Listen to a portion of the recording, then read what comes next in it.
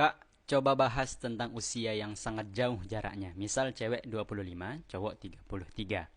Dari Kak Hasnur Hamzah. Karena kakaknya sudah follow, jadi saya coba jawab ya. Bismillah. Ini disclaimer, ini pendapat saya. Jadi gini, sejauh pengalaman saya sebagai konsultan dan apa yang saya teliti, usia itu tidak pernah menjadi tolak ukur standar untuk kedewasaan seseorang. Jadi nggak pernah menjadi jaminan bahwa apabila seseorang itu di atas umurnya dari kita 40, 30 dan seterusnya, itu nggak pernah menggambarkan bahwa dia adalah sosok yang dewasa gitu ya. Bisa saja orang yang usianya di bawah kita malah itu bisa jadi lebih bijak, lebih dewasa. Dan bagaimana cara mengukurnya? Ya itu harus diuji. Diujinya dengan apa? Diujinya dengan ta'aruf yang benar. Diujinya dengan kita mengajak diskusi hal-hal berat, hal-hal sensitif dalam rumah tangga. Ketika dia menyelesaikan konflik, ketika ada miskomunikasi. Nah, jadi bagaimana pengelolaannya dengan konflik tersebut itu akan menggambarkan tingkat kedewasaan seseorang. Kalau misalnya ada orang yang belum ada masalah dengan kita, tiba-tiba dia berbuat baik, itu suatu hal yang sangat-sangat wajar loh ya. Ya, apalagi kita adalah orang yang diincarnya, maka dia wajar buat baik.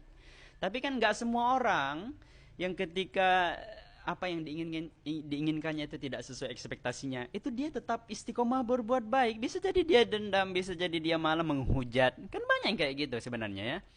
Awalnya dia baik, kalau nggak ada masalah dia ngasih hadiah, dia belikan sesuatu, kemudian dia beli makanan. Tapi ketika ada konflik, kemudian ada miskomunikasi, dia malah menghujat kita, kemudian menghukumi masa lalu kita, membanding-bandingkan kita, dan mengungkit kebaik-kebaikannya. Dan itu menunjukkan sifat aslinya, bahwa dia bukan betul-betul tulus untuk melakukan kebaikan itu, tapi hanya sekedar transaksional hubungannya ini. Artinya, aku melakukan kebaikan ini untuk mendapatkan benefit bahwa engkau harus balas itu dengan kebaikan pula. Nah, berbeda kalau misalnya betul-betul orang itu ikhlas. Kalau orang itu ikhlas, ya sudah, dia kalau misalnya mendapatkan benefit dari dirimu, maka itu adalah bonus, tapi dia murni pertama kali karena bentuk pengabdiannya kepada Allah. Misalnya kalau untuk suami istri gitu ya. Nah, jadi usia itu nggak menjadi patokan dasar. Cuma nanti kan kembali lagi kita harus diskusikan dengan keluarga dulu. Karena kita kan harus lihat posisinya juga ya. Umurnya di atas kita, apakah dia sudah pernah menikah atau tidak? Kan bisa jadi dia di atas dan dia sudah, mohon maaf, misalnya duda. Dan itu belum tentu nanti jebol di apa? Di restu orang tua. Jadi banyak apa ya rangkaiannya.